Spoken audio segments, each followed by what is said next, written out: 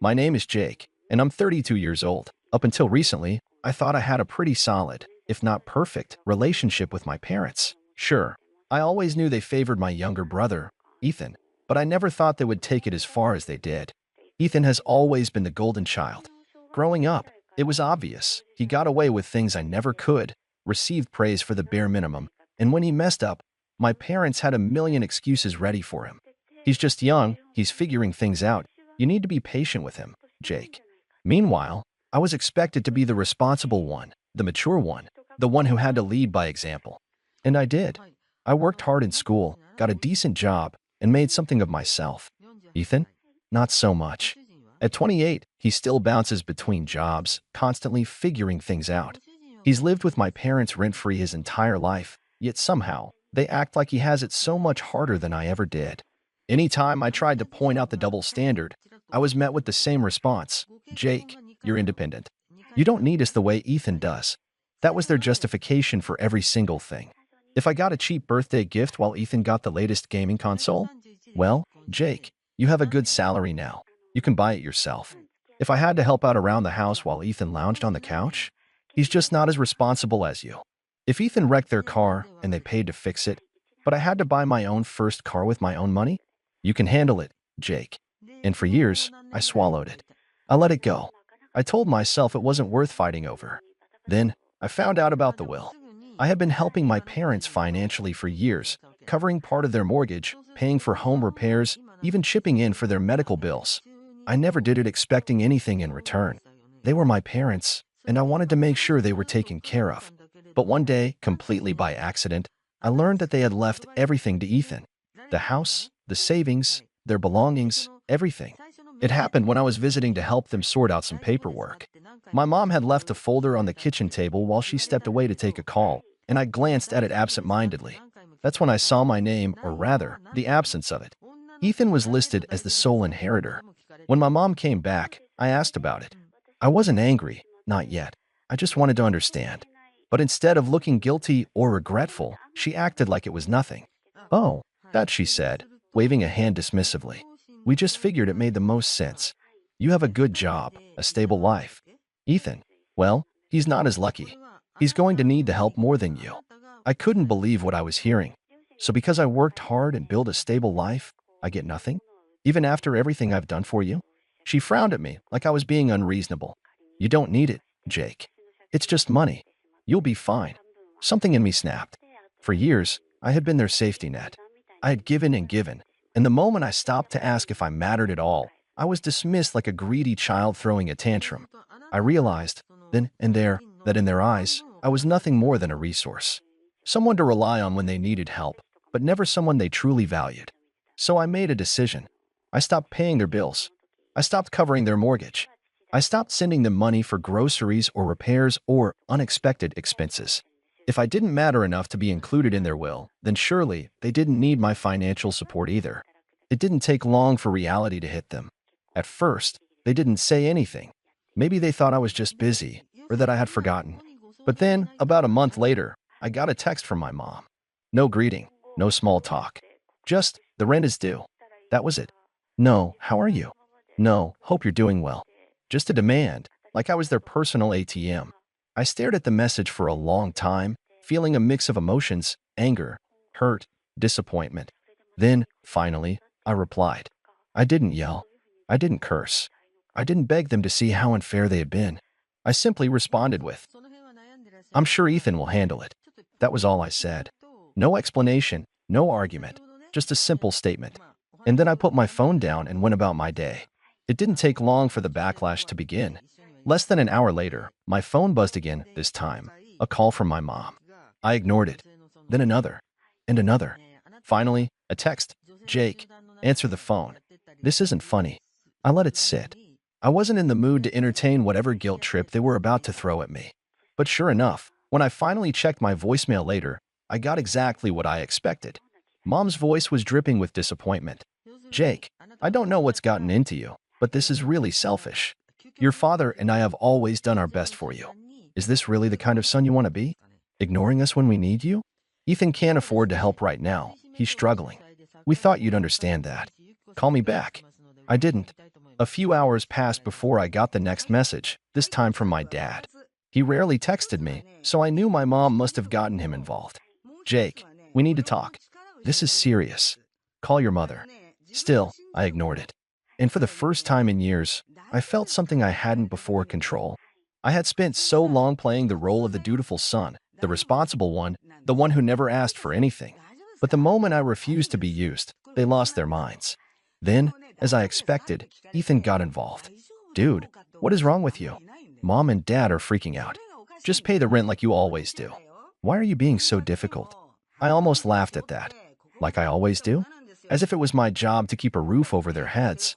As if the fact that he was their favorite meant that responsibility automatically shifted to me. I finally responded, but I kept it short. Not my problem. The response came within seconds. WTF does that mean? You can literally afford it. Stop being a dick. I set my phone down without replying. It was incredible how quickly the entitlement came out. No, hey, are you okay? No, I didn't realize how much you've been helping. Just immediate anger that I wasn't keeping the ship afloat for them. I expected more texts, maybe a few angry voicemails.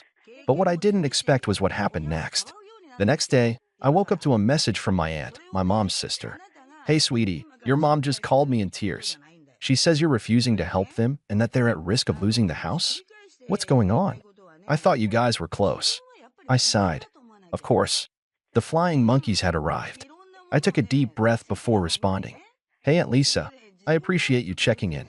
I'd love to explain, but I think you should ask Mom why she left me out of the will completely while expecting me to pay their bills. Let me know what she says. There was a long pause before she finally replied. Wait, what? I smirked. That was my cue to step back and watch the fallout begin. Because now, it wasn't just between me and my parents. Now, the rest of the family was about to find out exactly what had been happening behind closed doors.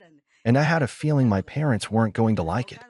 At least it didn't text back right away, and I figured she was either trying to get the full story from my mom or just processing what I'd said. Either way, I wasn't going to chase after her for a response. Instead, I went about my day, enjoying the rare peace that came with not being at my parents' beck and call. But that peace didn't last long. By the afternoon, my phone lit up again. This time, it was my mom. How could you say that to Lisa? This is a family matter, not her business.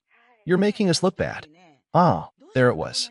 Not we're sorry. Let's talk about this. Not I didn't realize how unfair this was to you. Just pure outrage that their actions were now being questioned by someone else. I waited a few minutes before responding. It became her business the moment you dragged her into it. If you don't want people knowing what you did, maybe you shouldn't have done it.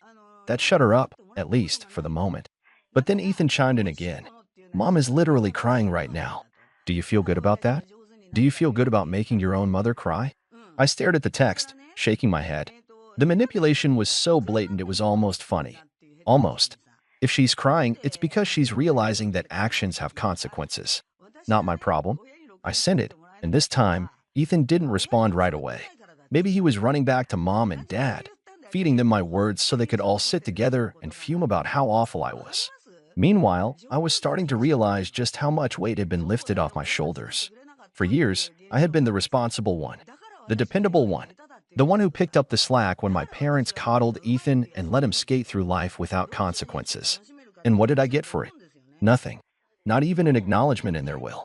I'd sacrificed vacations, nights out, even put off buying a home of my own because I was always helping them out. And they never once appreciated it. I was done. A few hours passed, and then my phone rang again. This time, I answered, because it was Aunt Lisa. Hey, I said, keeping my voice neutral. Hey, Jake, she said, and I could tell from her tone that she was treading carefully. I just got off the phone with your mom. I waited, letting her continue. She told me. Well, she told me a very different version of what's going on. I almost laughed. Let me guess, she made it sound like I'm some selfish, greedy son who suddenly decided to abandon them for no reason. There was a pause, and then a quiet sigh. More or less. I leaned back in my chair. Did she mention that I've been covering their bills for years? Or that they left me out of the will entirely while giving Ethan everything? Another pause. No, she left that part out. Of course she did. Well, I said, keeping my tone even, that's what happened. Lisa sighed again. Jake. I had no idea. I really didn't. And honestly, I don't blame you one bit. That surprised me. Really? Of course. Look, I love your mom, she's my sister, but she's always played favorites with Ethan. And I hate to say it, but I think she just assumed you'd always be there to clean up their messes. That you would never say no. Well, I said, she assumed wrong. Lisa was quiet for a moment. Then she said, so what now? I exhaled slowly. Now? Now they figure it out on their own. I'm done being their safety net. Lisa didn't argue. In fact, she let out a dry little chuckle. Honestly, good for you. We talked for a few more minutes, and before we hung up, Lisa said something that stuck with me. I have a feeling this isn't over. They're gonna try something. Be careful, Jake. She wasn't wrong. Because later that evening, I got another text from Ethan. Fine. If you want to act like a selfish A, go ahead. Just don't come crawling back when you realize you messed up. I stared at the message for a second before shaking my head. Messed up? I hadn't messed up a single thing. If anything, this was the first time in years that I was finally getting something right. But Ethan's text made one thing very clear. They weren't going to back down that easily. And part of me was almost looking forward to whatever they tried next. The next morning, I woke up to a pounding on my front door. Not a polite knock. Not even an impatient one. This was the kind of pounding that made you think someone was about to break the door down. I already knew who it was before I even checked the peephole. For a second, I debated just ignoring it, letting them stand out there and fume. But something told me that if I didn't answer, they'd just keep banging until the neighbors complained. With a sigh, I opened the door. Sure enough, there stood my parents and Ethan. Mom had her arms crossed, her face pinched with disapproval. Dad, as usual, stood slightly behind her, like he always did when she was in full attack mode. And Ethan, well, Ethan had the same smug, self-satisfied expression he always wore when he thought he was in control of a situation. I leaned against the doorframe, arms crossed. Wow, this is unexpected. Mom didn't waste time. Jake, we need to talk. I let out a small chuckle. Oh, now you want to talk? Not when you were writing me out of the will. Not when you were expecting me to keep paying your bills while giving Ethan everything. Now suddenly, it's urgent. Dad sighed like I was being difficult. Son, can we come in? I pretended to think about it, then shook my head.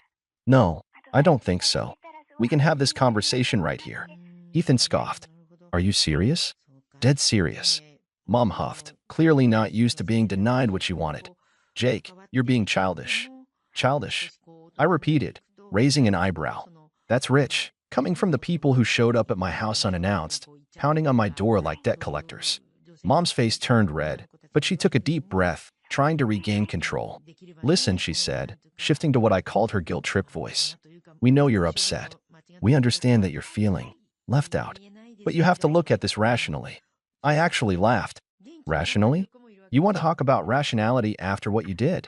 Dad, who had been silent up until now, finally decided to chime in. Son, you're doing well for yourself. You have a good job, a stable life. Ethan, well, he needs more help. I turned to Ethan, who was still standing there, arms crossed like this was all beneath him. He needs more help? I repeated. He's 30 years old. He's not a kid. He's had every advantage handed to him while I had to work for everything I have. And now, after all that, you decided he deserves to inherit everything while I get nothing. Ethan smirked. It's not my fault you didn't fight for it. I stared at him, genuinely stunned by how shameless he was. Fight for it. I repeated, my voice quiet. Fight for what? My own parents' love? My own share of what should have been an equal inheritance. Mom waved a hand dismissively. Oh, stop being dramatic. We just thought it made sense. You don't need the money, Jake. That's not the point, I snapped. It's not about needing the money. It's about fairness. It's about the fact that you used me for years, took my help, took my money, took my time, and then tossed me aside like I was nothing when it came to the one thing that should have been fair. Mom's eyes flashed. Jake, we are your parents. We raised you. The least you could do is show us some respect. I laughed, a short, sharp sound. Respect? You want respect when you've shown me none. Ethan rolled his eyes. God, you're so dramatic. You're seriously throwing a tantrum over this? You're acting like you're some poor, struggling victim. I turned to him, my voice ice cold. You're really one to talk about struggling, huh? When's the last time you had to work a full-time job without mom and dad bailing you out? Oh, wait. You never have. That wiped the smug look off his face. But before he could fire back, Mom cut in again. Enough, she snapped. Then she took a deep breath, smoothing out her features. Look, Jake, this is not how I wanted this conversation to go. But the reality is, you're family. And family takes care of each other. I could practically hear the trap she was setting. Oh, I said, not giving her anything. She sighed, as if this was exhausting for her. The mortgage is due. I tilted my head. And, and we're a little short this month. I couldn't help it. I actually laughed. Are you serious? After everything you just said, after standing here defending your choices, you're still asking me for money. Mom's lips pressed into a thin line. Jake, we're asking you to do the right thing. There it was. The manipulation. The guilt tripping. The expectation that no matter how badly they treated me, I would still come running when they needed me. I took a deep breath, looked each of them in the eye, and said, "No." Mom flinched like I'd slapped her. "Excuse me." I said, "No." I repeated, my voice steady. "I'm not paying a single cent. Not now. Not ever again." Ethan let out a low whistle. "Wow. So that's it, huh? You're just gonna let your own parents lose their home over some petty grudge?" I stared at him. "You live there too, don't you? Maybe you should step up and pay for once in your life." His face darkened. "You're selfish, Jake." Mom, however, wasn't done. "Jake," she said, her voice dangerously low, "do you really want to do this? Do you really want to walk away from your family over money?" I met her gaze without flinching. "That's funny," I said. "Because from where I'm standing, you walked away from me first." She opened her mouth, but I didn't let her speak. "You made your choice. You chose Ethan. You chose to leave me out. Well, now I'm making my choice. And I choose to be done." I stepped back and, without another word, shut the door in their faces. For a few seconds, there was silence. Then I heard Mom's muffled voice through the door. "This isn't over, Jake." I smiled to myself. No, it wasn't. Because something told me they were about to learn just how badly they'd messed up. I didn't expect them to leave right away. My mother wasn't the kind of person to back down when she thought she was owed something. Sure enough, less than a minute after I shut the door, the knocking started again. This time, louder, angrier. "Jake." Mom's voice was shrill, barely muffled through the door. "You're making a huge mistake. You're going to regret this." I leaned against the door, arms crossed, listening to her rant. Dad, ever the quiet follower, muttered something I couldn't quite make out, probably trying to calm her down. But Ethan, ever the golden child, had no such patience. "You're such a selfish piece of garbage, you know that?" he shouted. "All those years we took care of you." That actually made me laugh. I swung the door back open just enough to glare at him. "You took care of me? That's funny, Ethan. Because I seem to remember working 2 jobs in college while you had Mom and Dad paying your rent. I seem to remember lending you money that you never paid back. I seem to remember bailing Mom and Dad out while you sat around doing nothing." His smug expression wavered, but he quickly recovered. "Well, I was the one they trusted with their estate, wasn't I? Maybe you're just mad that you weren't good enough." I clenched my jaw, inhaling sharply. This is what he wanted. He wanted to get under my skin, to make me react, to make me lash out so that I'd be the one looking like the bad guy. I refused to give him that satisfaction. Instead, I simply smiled. "Good luck with that estate, then. I'm sure it'll be real helpful when you're struggling to pay the mortgage next month." I shut the door again. This time, they didn't knock. For a moment, there was silence. Then I heard my mother's voice, lower this time, but still carrying that same venom. "This is not over, Jake." I smirked. "Yes, Mom," I muttered under my breath. "It really is." The next few days went by in a blur of tension. I expected them to try something, maybe send a passive-aggressive text, maybe get my extended family involved. But to my surprise, nothing came. No calls, no emails, no word from anyone. I kept waiting for the other shoe to drop, but instead, it felt like the world had just shifted. I wasn't constantly on edge anymore. I wasn't hearing my mother's guilt trips or my dad's weak apologies. It was like they had all vanished, and for once, I could breathe freely. Then, 2 weeks later, I came home from work to a small envelope stuck to my front door. It was white, unmarked, with nothing but my name scribbled across the front in familiar handwriting. I tore it open, expecting something passive-aggressive or manipulative, and I wasn't disappointed. "Jake, this is your last chance. You are throwing everything away for pride. Ethan may have been chosen as executor of the estate, but you are still family. Don't make this harder than it has to be. Come to your senses. You'll regret it." No signature, just the same tired threats. I crumpled it up and threw it in the trash without even a second thought. A few more days passed. Then I received another message. This time, it wasn't a letter. It was an email from my mother's address. Jake, I really thought you'd come around. You're the one who always told us family is everything. Now you're turning your back on us. We're struggling. We need you. Ethan's making a mess of things. Please, let's fix this before it's too late. This time, I actually felt a little something, anger. The audacity to make me feel guilty about their mess. To pull that old card about family is everything, when they had chosen Ethan over me from the start. I took a deep breath, then I deleted the email without replying. It was then that I realized something. I wasn't mad anymore. I was just done. And yet, I still hadn't heard from Ethan. He was silent, his arrogance replaced with something more desperate. I had to admit that part of me was surprised. Ethan, the one who had always believed he was untouchable, wasn't making a move. I half expected him to show up at my door with an apology, but he didn't. Then, one afternoon, out of nowhere, my phone rang. The number was unfamiliar, but something told me I should pick up. I answered, and sure enough, it was my mother's voice again. Jake, please. She was crying. I could hear it in her voice, and I was taken aback. You need to come over. Ethan's lost the house. He's messing everything up. We have nowhere to go. Please, we need you to help us. For the first time, I felt nothing. No sympathy, no guilt, no obligation. I almost felt a strange sense of relief. This was it. This was what I had been waiting for. Instead of responding immediately, I let the silence linger. I could feel her desperation across the phone, her need for reassurance, for me to step in and clean up Ethan's mess. But I wasn't about to be dragged back into that cycle of manipulation. No, I finally said, my voice calm. This is your problem, Mom. You've always wanted him to be the golden child, and now you get to deal with the consequences of that choice. You chose him to handle everything. You trusted him. You don't get to pull me into your mess now. She was quiet for a long moment. Then she whispered, Jake, please. I don't know what else to do. I didn't even flinch. I spoke my next words as coldly as I could. You should have thought of that before you decided I wasn't good enough to be part of the family. I hung up. The phone didn't ring again. For weeks, I didn't hear from anyone. But strangely enough, I felt better. The weight of years of resentment and manipulation had finally been lifted. And then one day, while I was at the store, I saw a familiar face in the parking lot. My father. He was walking toward a beat-up car, carrying some bags. I hadn't seen him in weeks.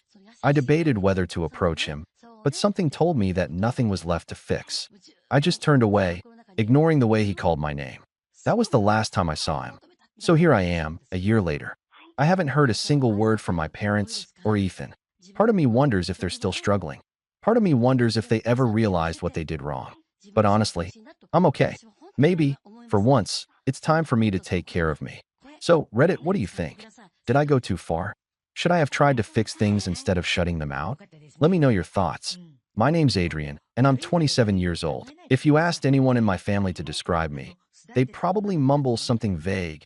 He's quiet, or he works with computers or something. Not exactly glowing testimonials, right? That's been my life, though. The quiet one, the background character, the one who doesn't cause problems, but somehow never quite gets the spotlight either. I used to think it was my fault, that maybe I just wasn't the kind of person worth paying attention to. But over time, I started noticing a pattern where no matter how hard I worked, how much I helped out, how many times I showed up, I was always just overlooked. It was worse with my younger brother, Zach. He's 24, and he's everything I'm not, at least in my parents' eyes. Loud, confident, charming. The golden child since the day he was born. Every time he brought home a B+, my mom would post it on Facebook like he'd just discovered a new planet. Meanwhile, when I quietly graduated from university with a double major, computer science and digital media, both done while working 2 part-time jobs, my parents didn't even bring it up during dinner. Not once. No congratulations, no card, no acknowledgement. I remember sitting there at the table, hoping someone would say something. Anything. But Zach had just gotten a new job at some PR firm downtown, and that took over the whole conversation. I smiled and nodded and congratulated him like a good older brother. I always do. That moment stuck with me, but I let it go, like I always do. I had more important things to focus on anyway. I'd finally enrolled in a master's program, a big deal, since I was the first in our family to even go beyond undergrad, and I was balancing it with a full-time job in UX design. It was hard. Lonely sometimes, but it felt good to build something of my own, something I could be proud of even if nobody noticed. I didn't expect a parade. I didn't even expect applause. But I did think, maybe, when I finished my program in May, they'd come to my graduation ceremony. Maybe. Then last month, my Aunt Lisa called. She sounded bubbly, chipper, the way she always does when she's about to ask a favor. Adrian, sweetie, just wanted to check. Are you free on the 10th? Zach's having his graduation dinner at that new steakhouse downtown. Your mom and dad are organizing it. Should be a blast. I blinked, confused. The 10th? Wait, nobody told me about this. Lisa paused, awkward for a beat. Oh, huh. I figured they would have. Maybe it slipped their minds. Right. So I call my dad. Just straightforward, no drama. I asked about the dinner. He didn't even pretend to be surprised. Oh, he said casually. Yeah, we didn't think you'd want to come. I mean, you barely finished school yourself, right? Figured you wouldn't be interested in all the academic stuff. It hit me like a slap, even though it wasn't new. Just louder this time. And that little laugh in his voice, like he was making some joke I should laugh along with. I didn't. I just said, okay, then don't worry about my ceremony next month. There was silence on the other end, then a dismissive, suit yourself. I didn't argue. I didn't yell. I just hung up. For a few days, I stewed in silence. I didn't tell anyone what he said. I kept going to work, kept writing my thesis, kept helping my roommate fix his car after work and replying to Slack messages at 11 p.m. like nothing had happened. But inside, something had changed. I wasn't angry, at least not in the way I used to be. I wasn't hurt. I was done. Done trying to prove anything to people who refused to see me. Done being their quiet, reliable afterthought. So I started planning. Not revenge, exactly. Just clarity. Visibility. I wanted the truth to be visible, even if they didn't want to see it. 2 weeks later, Zach's graduation dinner happened without me, just like they planned. I heard all about it from Instagram. My cousin Chloe posted photos of the whole night. Zach holding up some giant bottle of champagne, my parents laughing in the background, my Aunt Lisa doing that dramatic wine toast thing she always does. In one picture, Zach was leaning back in his chair while everyone clapped for him. It had 117 likes. The next morning, I woke up, showered, and checked my inbox. The final confirmation was there. My graduation ceremony had been scheduled and approved. I'd be walking the stage in exactly 3 weeks. I opened the attached guest form. You could invite up to 8 people. I stared at it for a long time. Then I typed in every name that mattered. My best friend from high school, who'd stuck by me when I was going through my worst depression. My thesis advisor, who had actually read my entire 80-page paper and sent notes with smiley faces in the margins. My roommate, who'd cooked for me during finals week. My neighbor, Mr. Chun, who always asked how my classes were going and actually listened to the answers. I left my parents' names off the list. I didn't tell them. I didn't announce anything. I didn't post a countdown on Facebook or send out a family group text. I just lived my life. Then the day came. It was warm, sunny. The ceremony was held outdoors, on the university lawn. There were white folding chairs and bright blue banners with the school's crest. My name was called near the end, and I walked across the stage with my head high and my eyes forward. I didn't look around to see who was or wasn't there. I just smiled, shook hands, and took my diploma. Afterward, we took pictures. Laughing, sweaty, squinting in the sun. Chloe, my cousin, snapped a selfie with me and uploaded it almost instantly. But she didn't just post the photo. She added a location tag, too, and a caption. Proud of you, Adrian. Finally getting the recognition you deserve. In the background of the picture was a banner. Big, blue, and impossible to miss. It was stretched across the brick wall behind the stage and read, Congratulations, Adrian Singh, Master of Science in UX and Digital Strategy. My face was on it. Literally. A blown-up, smiling photo of me from our undergrad graduation 4 years ago. My advisor had submitted it as part of the Student Spotlight feature, and the school had turned it into a full banner. Everyone at the ceremony saw it. Everyone in the photo saw it. And apparently, so did my mom. Because 3 hours later, I had 4 missed calls from her. 2 from my dad. 1 from Zach. All in rapid succession. A voicemail too. Just my mom saying, Adrian, why didn't you tell us? Before it cut off. That was just the beginning. But it was enough to make me finally exhale. The first thing I did after reading the voicemail was put my phone face down on the nightstand and walk into the kitchen. My roommate, Sam, was making celebratory pancakes. He had a thing for breakfast food during milestones, said it made everything feel more grounded. I laughed, sat at the counter, and sipped coffee while the batter sizzled on the pan. He raised an eyebrow. Everything okay? I shrugged. They found out. He didn't have to ask who they were. Sam had seen enough of the stories to understand the dynamics. My family didn't hate me. That would have been easier. They just ignored me. Or worse, undermined me with a smile, like they were doing me a favor by doubting me. And now, they were calling because the rest of the world had noticed something they didn't. By noon, I had 10 missed calls. Then texts. A family group chat that I hadn't opened in months suddenly lit up like a Christmas tree. Mom, Adrian, why didn't you tell us about today? We would have come. Dad, you're being dramatic. We didn't know it was such a big deal. Zach, dude, everyone's talking about that banner. Even Aunt Priya saw it. You could have said something. I didn't respond. Not right away. I watched the texts pile up while I sat in the backyard with Sam and my neighbor Mr. Chun, who came over to drop off homemade almond cookies and ended up staying to celebrate. We sat around with paper plates, congratulating each other like old friends. Mr. Chun told me stories about when he worked in electrical engineering in the 80s. Sam made a terrible joke about UX designers being the unsung heroes of online rage, and I just soaked it all in. It wasn't until late that night, around 11:30, that I finally picked up the phone. I called my mom. One ring. Two. Then she answered, her voice immediately too soft, too sugary. Adrian, she said. Honey, we were so surprised to see the post from Chloe. I didn't even know you were graduating today. I didn't say anything right away. I let the silence stretch, just long enough to be uncomfortable. Why wouldn't you tell us? She asked again, sounding genuinely confused. I finally spoke. You didn't tell me about Zach's dinner. That's different, she said quickly. We thought you might not want to go. I laughed, not because it was funny, but because it was so predictable. And you thought I wouldn't want you at my graduation? Silence. Then, well, if you wanted us there, you should have. I did. For years. That shut her up. I wasn't yelling.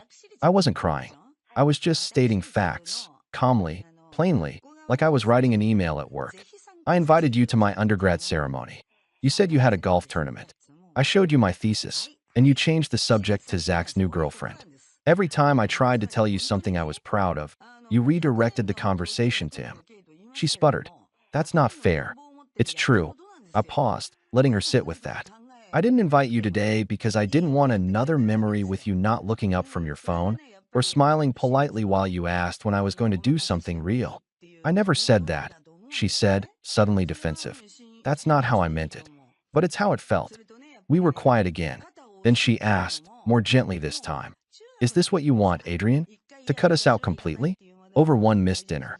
I almost laughed again. The dinner. That's all they ever saw. The surface-level moments.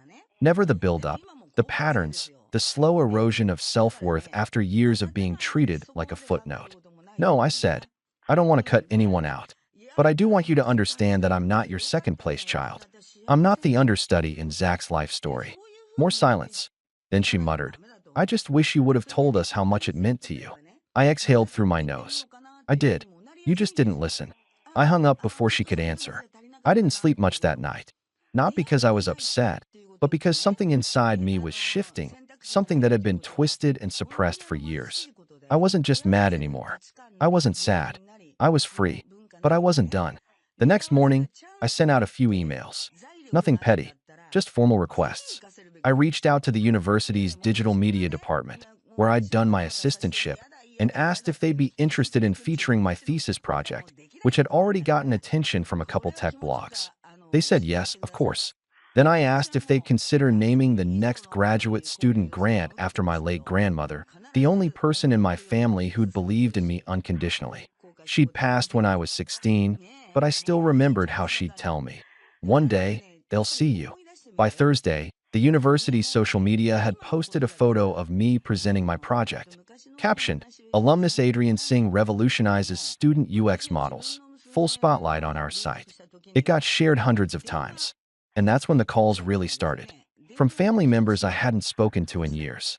From cousins who suddenly remembered that I existed. From my mom again, and my dad too, both alternating between pride and guilt, trying to find a middle ground where they could pretend they'd supported me all along. I didn't block them. I didn't explode. I just didn't reply. But then something happened that forced me to respond. Zach showed up. He was waiting outside my building on Saturday afternoon. Hoodie on, hands in his pockets, leaning against the brick like he owned the place. When I stepped out with a bag of groceries, I almost didn't recognize him. "Hey," he said, pushing off the wall. I nodded. "Hey, you really weren't going to tell me? Would you have come?" He opened his mouth, then shut it. "Look, man, I get it. I do. They always compared us. And I know that sucked. But that's not on me." I raised an eyebrow. "No? You didn't mind the praise, though?" Never once said, "Actually, Adrian helped me with that project," or "Adrian's graduating too." You were happy to take it all and let me disappear. Zach looked genuinely uncomfortable. "I didn't think it mattered that much to you. And that's the problem." He shifted his weight from one foot to the other. "So what now? You gonna cut us all off forever?" "No," I said. "I'm going to keep doing what I've always done, working hard, being proud of what I build. But from now on, I'm not going to sit quietly while everyone else takes credit or makes me feel small." Zach nodded slowly. "Okay, that's fair." He started to walk away, but turned back once. For what it's worth, the banner was pretty cool. I smirked. "Thanks." He left, and I stood there for a long time, the grocery bag in one hand, the city humming around me. And then, I got the email that would change everything. The email came from an unfamiliar address at first glance. I assumed it was spam and almost deleted it. But then I saw the subject line. "Your thesis caught our eye. Let's talk." I clicked it open, heart thudding a little harder than I expected.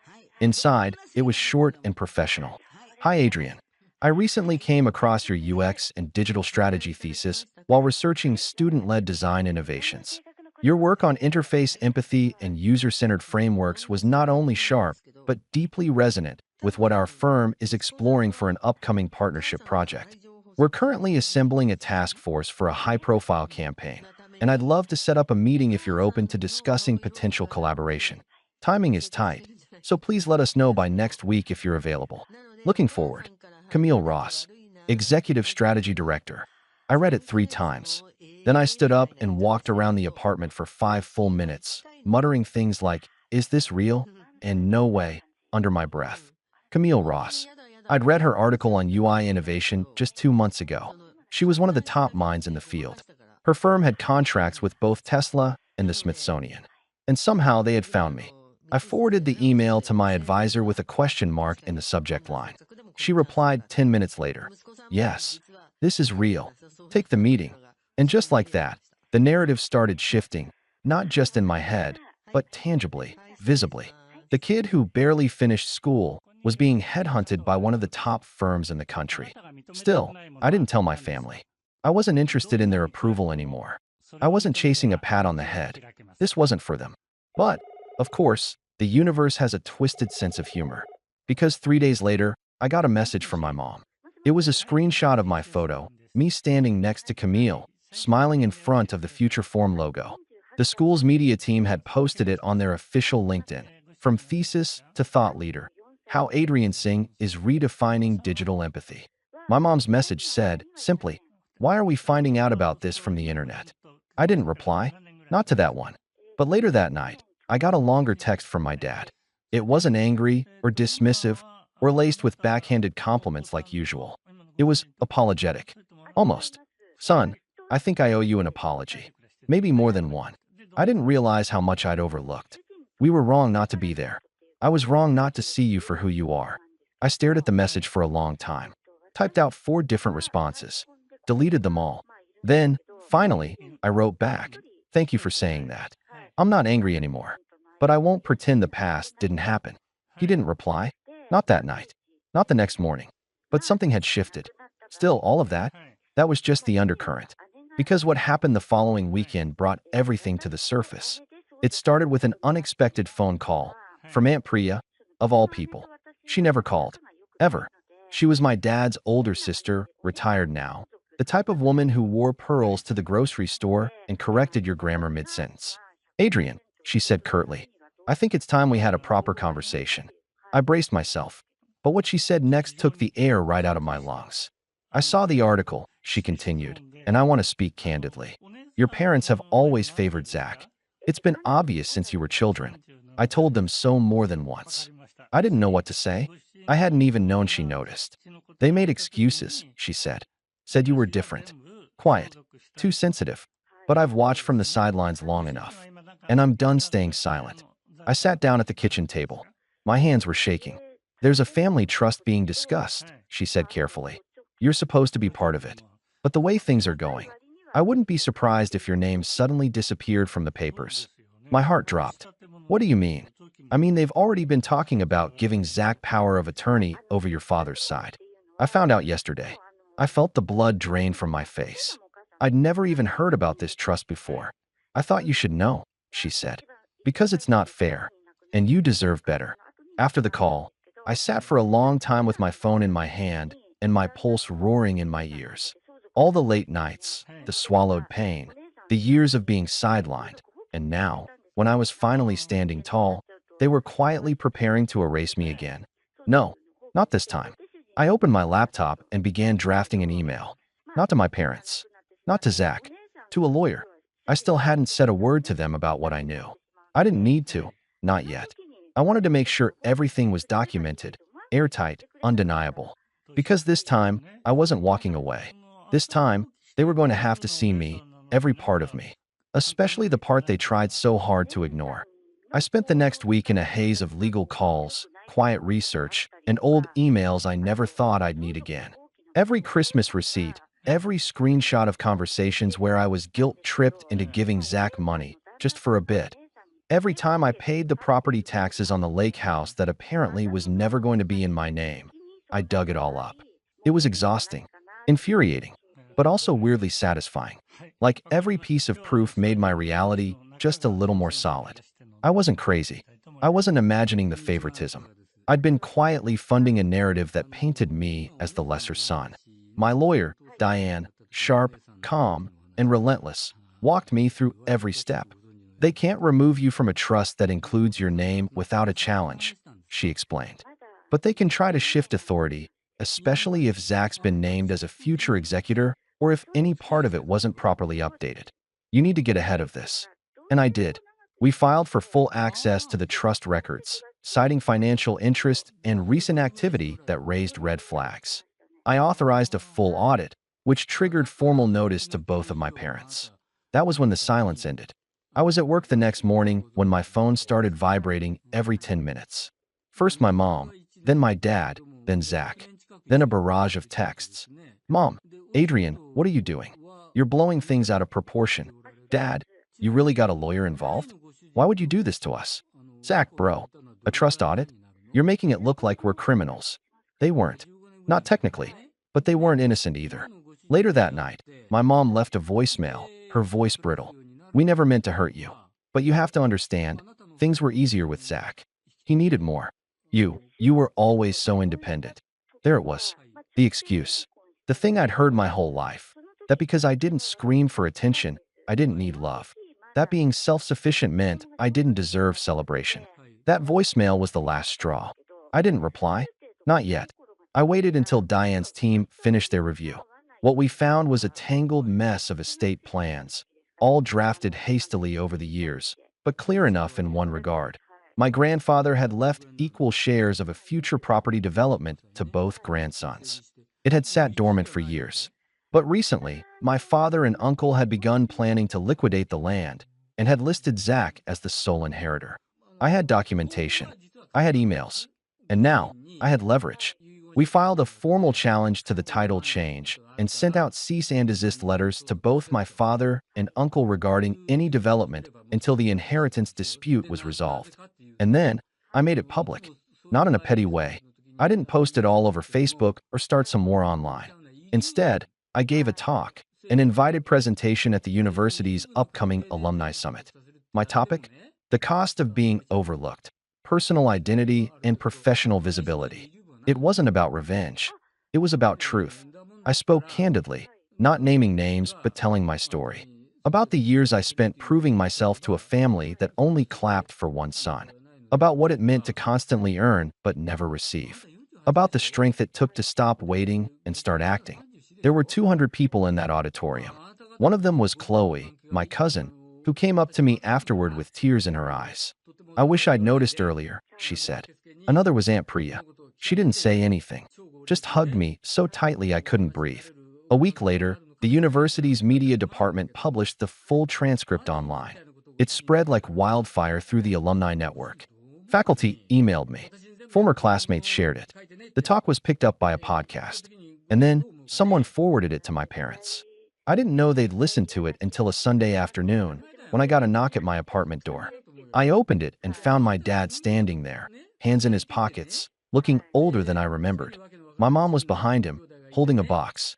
They came in, sat quietly on the couch. My roommate, sensing the tension, made himself scarce. For a long moment, no one spoke. Then my dad cleared his throat. We didn't see things clearly. We see them now. My mom placed the box on the coffee table. Inside were dozens of old photographs, school projects, even some awards I hadn't seen since I was a teenager. We kept them, she said, but we never knew how to show we were proud of you. I looked at the box. It didn't fix anything.